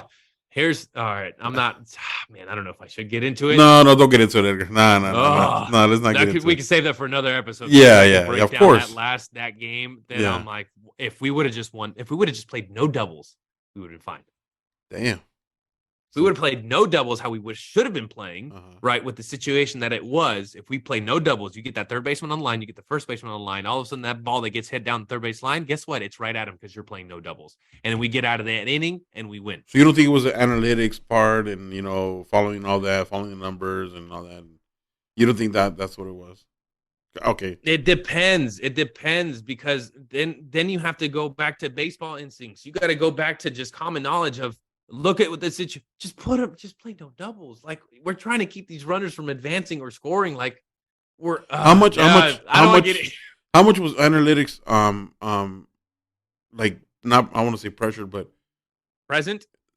Well, present and then presented to you, like saying, "Hey, the numbers say this, the numbers say that." Towards the end. So analytics like started during my career. Like at the beginning of my career, it didn't exist. It was all gut instinct, right? Right. It wasn't there yet. And then towards like the middle of my career is when they're like, "Hey, spin rate this, hey, this and that, hey, numbers here, numbers there."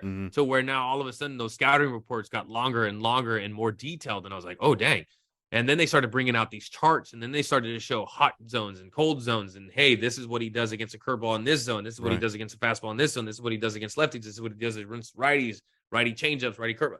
This count on this count on this count. It's like, dang. Like if you dove into it and actually like did everything, you would like literally be playing video games in your mind and then simulating it like while live play. Because what that doesn't tell you is like how you're throwing that there, right? What's working for you, right? It doesn't give you the human element. Gotcha. It all it does is it collects data from previous things that occurred, right? So it's like it's just numbers on top of numbers. But then again, it's like we all know that the Cinderella story is real. Like numbers don't mean anything because the time of battle or the time of competition, something magical can happen. Something else can happen. Something all of a sudden that wasn't expected can happen.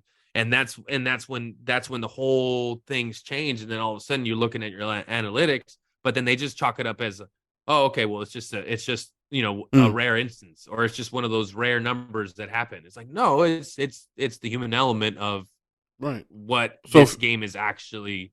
So if you were pitching what this game is. if you were pitching in the game now, okay, and let's say today you're throwing against I don't know a 289 batting average guy, right? Okay. You know, and he's a righty. You know, you're lefty, he's righty. Okay. Okay. You're in the fourth inning, right? Okay. Analytics is telling you know what? Throw this fool fucking sliders. Throw this fool fucking changeups. You know, like that. Okay. But that day you're like, no, my changeup's not feeling good. Boo boo. I'm getting guys with my fucking fastball, right? Or I'm gonna. So all right. So then me. Yeah. I'm gonna take those numbers. I'm gonna rip them up, and I'm gonna say no, Okay. because it doesn't represent how I feel today. It doesn't represent how I felt in the bullpen. It doesn't represent how I feel my pitch is coming out of my fingers. Gotcha. Right? They're saying don't throw this dude a fastball 1-0. Well, what if my fastball feels real good that day?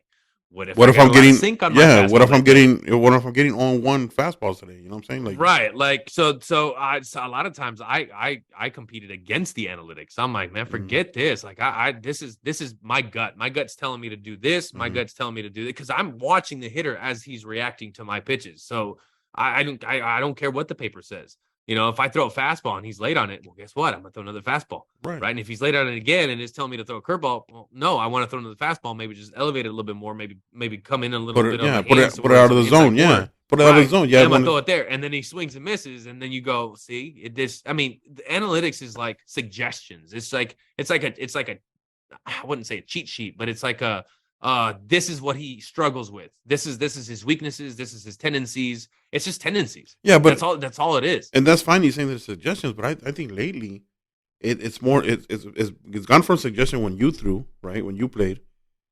Oh, but now it's commands. That's what I'm saying. Like now it's scary, dude. It sucks. Yeah, like now it's like it's the way to pitch. Yeah, I'd get released. Okay. I would get released. I wouldn't. I would fight. I would fight a lot of that. Yeah. And you know, obviously, but it's like it analytics. Oh, throw a curveball. Oh, my curveball feels great today. I'm going to throw it. Right. But it's like, well, what if my curveball doesn't feel good that day? Like it goes back down to just gut instinct and conviction. What I don't like is that they go by analytics to take the pitcher out. That's what I hate the most. Oh, I know. That's what I hate the most, you know, because you can see it in the pitchers' faces and their comments after the game. You know, you can tell they don't want to say it because they're not allowed to. You can't. I know. That's what you get. Yeah, that's what irks me the most. You know, like he's a human. You know, he's a competitive guy, a pitcher, competitive, right? And for him to be taken out on analytics. And when he's throwing, good. I'm telling you, dude, and that's see, but that's what true baseball people see. They're watching the game, they see the demeanor of the pitcher, they see the attitude, they see how he's kind of presenting himself, right? And it's like, no, don't take him out. Like this dude's on one. He's feeling himself, right? He's tasting himself. Right. He's like, I'm all in, right? And then he gets taken out, and you go, Dad, dude, he could have gone another 2 innings. Like, what are you doing? And then you put someone in that's young, that's unexperienced. Then now all of a sudden his eyeballs look like this when he's on the mound, right? Because he's like, big stage. And then, but the numbers told me to bring him in because he's had good, that means nothing in postseason. And that goes nothing in postseason. And that goes with baseball analytics. Analytics tells you to take the pitcher out. It doesn't go well for you. Why'd you follow analytics? Analytics tells you to take the pitcher out. That other pitcher does really good for you. That's why he's a coach. It's analytics. I hate that double standard, bro. It's so. But that's the sport. That's the sport, though. That's the sport of baseball. You know what I'm saying? But I can't stand it. Yeah, I can't. That's sometimes I'm still that old school guy that no, I don't need him. I feel how I feel today. You can suggest to me what works. Right, the catcher knows all the analytics. He already knows all the tendencies. He knows what he's been struggling on. So I'm going to depend on him. Right, me and him are communicating. This is a two-way street, bro. Right. Everybody else, shut up. I don't need you. Right. I mean, unless the manager is calling for a specific pitch for a specific player or whatever. It's like, hey, this is what we're going to do because this is what I want. Right. But that's when they usually have those meetings. You know, the manager comes out, they talk, and the catcher's kind of going on things. And then the infielder knows it's like, oh, okay, he's going to throw a change away. So he's going to probably pull it. So let's shift over a little bit. right? That's why they have those meetings. Right. They're trying to anticipate and play ahead and see if they'll get the hitter to bite. But when I see college kids with the piece here and there's like no signs given and they're just talking to him in their ear, and I'm like, right, really? Yeah. So really? Yeah, I know. I mean, you and I think the same, but I mean, I don't know. I don't know if it'll go back to what we talked about. I don't think it will. Yeah, I don't think it will. Yeah. I think baseball is changing right in front of our eyes, and us like old school kind of mentality way to see baseball. We're losing. So what are you teaching your kids now then? What are you going to teach them? You're going to teach them the old school way, and then whatever they learn, if they get made. I'm gonna teach them the old school way. I'm gonna teach them how to think and being a competitor and going off their gut feeling and their training and their body, what they can control. Right. But then I'm gonna make them aware of what analytics are. Gotcha. So then they don't go in there blindly and not know exactly what they're talking about, and all of a sudden they get hit in the face with a whole bunch of papers and say, "Hey, you got to do this now." It's like, wait, what? Yeah. So I'm gonna make and everybody, like, especially nowadays with social media and perfect game, numbers are now glorified, right? Numbers are now like this target, this goal, this vision of like, I need to be doing this because he's doing this and he's doing this and he's like one of the best players of the nation. Right. Let me tell you guys right now, I didn't play any perfect game tournaments.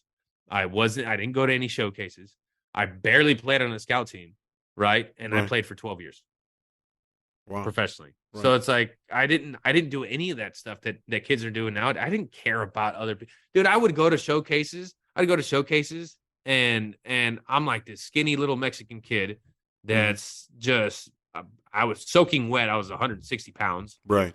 And I was way, I wouldn't say underdeveloped, but I was not as big as some of these other kids, going into the draft and going into these these things. Cause that's all they did was work out. These dudes were like yoked, and I'm like, dang. Yeah. And I remember this one showcase. We were at USC, and it was for the Brewers, and I was chilling in the bullpen. I still needed like 3 more innings until I was going to throw. And one of the kids that knew who I was, because he was from Simi Valley. Okay. So he knew who I was. Right. And he came over, and in front of like all these other kids too, in front of these other ones. He's like, "Man, why are you here?" Really? Like, oh, I'm gonna pitch in 3 innings. No. Why are you here? You don't even throw 90, and you're like as skinny as a rail. Like, why are you here? Wow. And I'm like, dang, dude, okay. It's like that, huh? I was like, well, I'm here to pitch. He's like, yeah, but you don't even throw hard. What do you want me to do? I'm like, okay. All right, you made that clear. Yeah. Thanks for letting me know. Okay. I got you, dude. Like, we get it. Like, you throw 95, 96. Like, congratulations. You're 17 throwing 95. All right. Like, and it was like, dude, like, get off my case. And he went out and pitched and just got shelled. I'm talking about, like, see, yeah, they were hitting it into the tennis courts at USC. You know how tennis courts are out in left field? Yeah. I mean, they were tattooing it off that dude. I was like, what happened? I thought you threw 96. Right. He was throwing 95, 96, but they were just, they were all over him. You didn't tell him when he came off the mound, like, why are you here? No, okay. He already went inside and did his thing. So he was in the dugout, and I was in the bullpen. And then finally, I started warming up and started getting ready. And I go out for an inning, strike out 3. Right. And I was just 1, 2, 3, pop. I'm done for the night. And I look at him and I say, "What's up?" Yeah, you should tell him, where am I now? Yeah, you should tell him, where am I now? Yeah. Where should I be now? Like, dude, like, yeah. Exactly. I'm like, it doesn't matter how hard you throw. It's about deception. And about being able to pitch. Edgar. Pitch in the zone. If you can pitch in the zone. You're going to make me cry right now, man. Why? Because that's what I tell kids now. Like, that's what I tell kids now. Like, they want to go out there and they want to throw hard. They want to throw hard. I said, look, man, you're no good to me. You're no good to me throwing hard and not throwing nothing but balls. Exactly. Slow it down and give me strikes. That's what I want. Your velocity. Mix in a changeup or two, bro. I mean, not only that, I'm gonna go give me location first. Your velocity will come in the later inning, the next innings. Right. You know what I'm saying? Because I mean, right now with kids, when they warm up, it's not the same as warming up when they get older, right? They just warm up for about 15, 20 pitches, then they go into a game, whatever, you know. And I always tell them, get your spots first, get your location first, because as you throw in the second and then your third inning, that's where you're gonna get your velocity. Yeah, because you start loosening up. You start loosening up, and then you start getting more comfortable with your mechanics. And that's what I keep telling them now. And they're like, really, coach? You know, bro, kids are stubborn. What do you want? I know. But like one kid told me, like, yeah, but the kid on the other team, he's throwing hard. He's throwing hard. Right.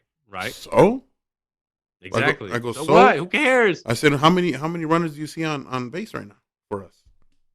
You know, he remember throwing hard. All it is timing. Exactly. That's all it is. It's just timing. Yeah. It's just timing. You time them up. You get and especially the harder they throw, the farther it goes. Because all it is you're just catching the ball with the bat. Because you said it yourself later on in your career, maybe your fastball was like what 87, 88. You said, but then your off speed was on point, right? Oh, dude, it was just curveball, slider, changeup. I could throw it whenever.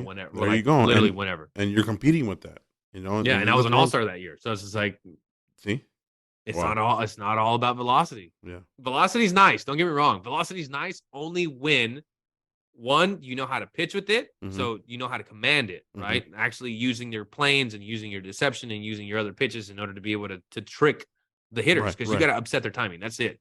And being able to throw a secondary pitch for a strike whenever, like whether it's a curveball, slider, or changeup, it doesn't matter what it is, but you have to play off your fastball, right? Whether it's this way or this way, you have to work off those planes to be able to deceive the hitters, right? If you throw 100 miles an hour. That's when you need your secondary pitch the most, right? Yeah, because then it's like the hitter just has to worry about one pitch. The hitter just goes, okay, he's just throwing a fastball. Great. Now we just got to see where that pitch comes in, and then just catch the ball. It's just all it is timing. I'm just got to time them up. But you add 2 pitches or 3 pitches to the mix where it looks exactly like your fastball, no matter if you're throwing 100 or 85. Like that right there. Like, I mean, come on, like Zach Greinke, Greg Maddux towards the end of his career, like it was, they didn't throw hard, but they knew how to pitch. They knew how to deceive. They knew how to fool the hitter, how to trick them, how to make them look ridiculous. Yeah, and that was always my goal. They could always my goal whenever I was on the mound, I was like, I'm trying to make you look as stupid as possible. Like that was. I wanted to make you look foolish, like make you bend on a breaking ball, make you like dive out in front to try to hit it like that. That's what fueled me. You're trying to like Iverson them or break their ankles. Oh my gosh, yes, I wanted to break everyone's ankles, and that's what fueled me as a pitcher. Like that's what I loved about pitching is making the hitter look just foolish, right? And that was always the coolest thing. So it's like. And then you would hear them getting so mad that the hitters, like, I mean, no offense to Jock Peterson. Jock, he's a great hitter, but in the minors, he was mine. He was mine.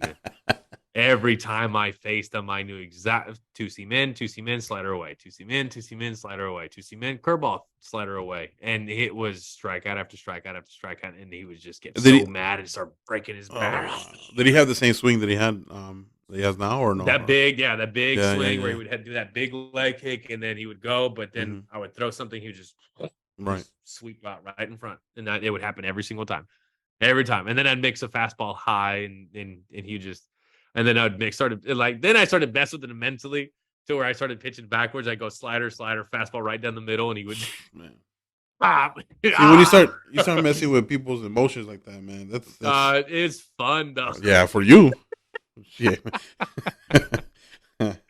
Yeah. Oh my god. Did you ever like dominate a batter and then you would talk with him about it, you know, like, you know, if you're ever like, you know, you were all over this batter. Bro, I'll bring up another Valley boy. Okay. Juan Perez. Where do you play at?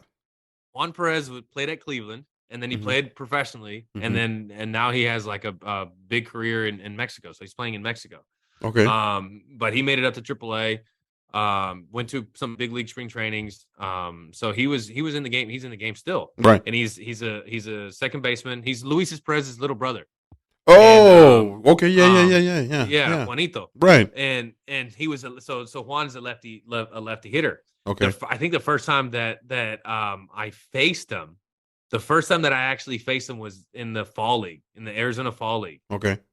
And I got to talk to him to make sure this is correct. But I remember facing him, and he stepped in and was dying laughing, like just laughing as he was stepping into the box. So then I had to step out, and I covered my mouth, and I was laughing because it's like we played against each other in Little League, and we played against each other in high school, and it's like, dang, we get to finally face each other in the pros. I'm like, this is dope. Like, this is cool. Yeah. And he's just laughing. Couldn't stop laughing. And then so I had to step off, and I was laughing. And then finally the umpire was like, Are we gonna have a game started? Yeah. Yeah, are we gonna have a game or what? All right, I'm sorry. If I was the umpire, I would like, you know what, just call each other later, get each other's numbers. Right. Yeah. So that game, and I still remember it because we talked about it after this. That game, I was 90 to 93. 90-93 the whole game. And then Juan stepped in. 95-96. Wow. And he was just like, are you serious, bro? I was like, as soon as I step in, you're just gonna pump it up to 95-96. And he goes, that's not fair. That's a 5-mile-an-hour jump. And I was just like, I couldn't stop laughing. I was just like, I don't know, dude. It's just like, it kind of brought me back to old times where I'm just trying to compete and I'm just trying to beat you. Right. And he goes, nah, I respect that. He goes, I wanted to take you yards so bad. But he popped me straight up to the shortstop. Oh, okay. And because I threw nothing but fastballs. I think I threw him like 6 pitches. They're all fastballs. Wow. He fouled off a couple, and then finally he got one, but he popped it straight up. And then I faced him again in AAA the next year, and it was like I would throw fastballs and I'd throw a curveball, and he would just bail, and it's strike 3. So then the more we faced each other, because I faced him maybe like 7 or 8 times in my career. And then we finally see, he's like, dude, he goes, yeah, you have any idea how uncomfortable an at bat is with you? I was like, why? He goes, because it looks like you're throwing it behind me. Okay. He goes, it's not fair because you're on the first base side of the rubber. Right. He goes, so you're all the way this way. And I was just like, yeah, dude, my toe hangs off. He goes, that's not fair. You shouldn't be allowed to do that. He says, especially with your long ass arms. He goes, you're out here like this. And you're like halfway coming behind me. Yeah, you're like halfway to the plate already. So then I would throw sliders like at him, and then they would break in for strikes, and then I would throw the 2-seam in, and then it looked like a slider, but then all of a sudden you go swing at it and it like break his bat, and he's like, what are you doing? And then I throw like a big sweeping curveball, and he's just like, just swing and just, and he would just laugh and just walk off the rubber, walk off the field. Like, that's not fair. and it's just like, I'm sorry, but I wasn't very nice to lefties. Like all lefties that I faced, a lot of my friends, it was just like, dude, it's not fair facing you as a left-handed hitter. Right. He goes, you got to sit on one pitch and one pitch only because everything else looks the same. He goes, I can't decide whether it's a curveball or a fastball, or you're trying to hit me or you're not trying to hit me. He goes, I have no idea. Wow. And especially when I would like miss in. Yeah. I would go like curveball in for strike, and then I'd try to throw like a fastball up, but then I would miss in. So then it looked like it was gonna be another curveball because it's starting at his head, but then all of a sudden it didn't curve. So then he goes, oh shit. And then just like jump out of the way. I don't know how batters in that level, man, especially, facing great pitchers. I don't know how they get 100. Yeah, like how can you be patient and expect a break when in reality it's probably not gonna break. It's coming at your dome. It's being fearless, bro. It's being fearless. It's being able to get in there and I mean, look at all the guys that get hit in the head, right? You get all these guys that get hit in the head or get hit in the face, but yet somehow they get back on that horse. Well, look at Pilar, and they go back into they go, yeah, exactly. Yeah. Or even like when Stanton got hit in the face. I remember that because I was on the Marlins and he got, smashed. But yet he had surgery and he recovered and back on it, just back in there. Like nothing. I'm like, that's different level. Because as a pitcher, like, yeah, we'll get hit with a comebacker. I've been hit with comebacker like maybe 4 times. Okay. And 2 of them really hurt. Like it was like 105 off my shin. Ugh. And it hurt bad. But it's like, okay, you recover and then I'm back at it. Because I'm not afraid because it doesn't happen often. Right. As a hitter, as a hitter facing pitchers that are constantly throwing in to like upset you or get Mm-hmm. you off the plate and then trying to get you like, because it's all it is a mental game. Gotcha. It's a back and forth chess piece battle. Like I'm gonna do this move to then hopefully I can set up this move to then finish you off with this move. It's like every pitch that we throw, it's like it has to work off the previous pitch. Because I can't just be like, all right, well, I'm throwing you three fastballs right in the middle, like you can with like weaker hitters. Right. With good like big league hitters, you can't do that. No. They're gonna smash you. Yeah. So it's like you have to be able to know exactly when, how, where, what pitch, and it all plays differently. So it's a mind game back and forth. It's intense how detailed it gets. The higher you go up in that pyramid. Right. I always tell my kids, it's like baseball's like a pyramid. Everybody starts off at the bottom, right? Everybody plays rec ball. Everybody goes and gets their participation trophies. Right. Trophies. But the more that you climb up that mountain, the more that you climb up that triangle, the less people you see because people are starting to fall off, right? The people that want there's more room at the bottom. Yeah, there's more room at the bottom. Yeah. They can't make it. They can't make that climb, but you just keep climbing. You keep climbing, and all of a sudden you see more people fall off. You see more people fall off, and then all of a sudden you start seeing less people around you. Like, oh shit! All right, I'm gonna keep going. I'm gonna keep going until all of a sudden you make it to the tippy top, and then you go, you're by yourself. Dang! Wow! Like everybody that I started off playing with, nobody's playing anymore. Got you. Or it's like, or just it's a select few. It's like I made it with, I made it to the top with this dude and this dude, and it's crazy. When I was in high school, I would tell my teachers, they're like, "What do you want to do in life?" I was like, "I want to be a Major League Baseball player." They would look at me like, "You're crazy!" Like, no, for real. What do you want to do in life? I'm like, "That's what I want to do." They're like, "Do you have any idea the expectation you're setting for yourself?" I'm like, I guess, yeah. Did you know that it's 0.001% that actually play in the big leagues? I'm like, yeah. Well, your teacher must have been a baseball fan if she knew that's They looked it up. Okay. Because I kept saying it, and they like brought it up again, and I'm like, get off my back, right? Just because I don't want to do what you do. Wow. Yeah, it was crazy. It's nuts. Yeah, that's like a story like that. You see Juan Perez. From you think that Van Nuys is your hometown, a small little town in L.A. and stuff like that, and then seeing them and I don't know where was it you were playing at in. We're in Arizona, but then we played against each other like in Pawtucket. We played against each other in like Louisville. We played in Kentucky. Yeah. Like we played against each other like in all over the United States. It was cool. Yeah, that's cool. Yeah, but stories like that, that's always good. Like when you have stories like that and those are good memories and shit. Yeah, the baseball world is awesome. Yeah. It's big, but it's close, right? Yeah. It's big, but it's closed. It's closed off because it's not many right that continue, and that's the thing. It's like once you kind of get past college ball, it's like those numbers dwindle dramatically. So it's like if you still are playing and there's still people that that are playing, it's like, oh, okay, cool. It's like a cool club, right? That's the cool kids. That's cool, man. but it's fun, and especially with like when you surround yourself with people that love to give back to the game and still kind of are humble, then that's like the best part. Wow, that's good, man. That's good. That you can do that. Yeah. But man, thank you, man. I know it's late for you over there. I probably got you past your bedtime, and I don't want I don't want your wife to say anything. What are you doing in there? Oh no, she's fine. She knows I'm chilling in the garage. Okay. This is my workspace. This is where I do my work. I got you. But hey, Edgar, it's always a pleasure, man. Thank you. I know we don't talk as much as we should, but hopefully that this communication that we got and this tool that we both have, doing podcasts and and you using your expertise in teaching kids and you're expanding your knowledge, and that's always great. I always love that, and then you being on my podcast, man, sharing your stories and your experiences and your mental side of it, and the mental challenges, that it took you to overcome it. That's always good for me too, and I the listeners appreciate it. So Edgar, thank you, man. It was an honor. It was an honor. I appreciate it. I had fun. Thank you, man. We probably went a little bit too long, but it's Yeah. okay. It's a fun listen. Yeah. No, that's cool. That's cool, man.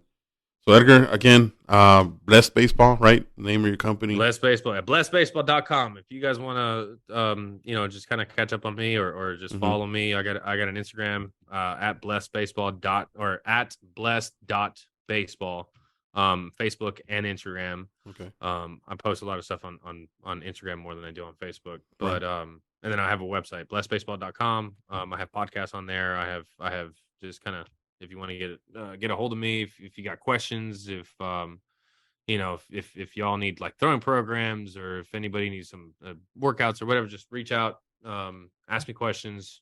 Just let me know that you heard it on here on Street Talkers, and I get you set up. Thank you, man. Appreciate it, man. Thank you, and good luck to you, man, with Los Bravos, and I appreciate you keeping it, cultural with Los Bravos. Dude.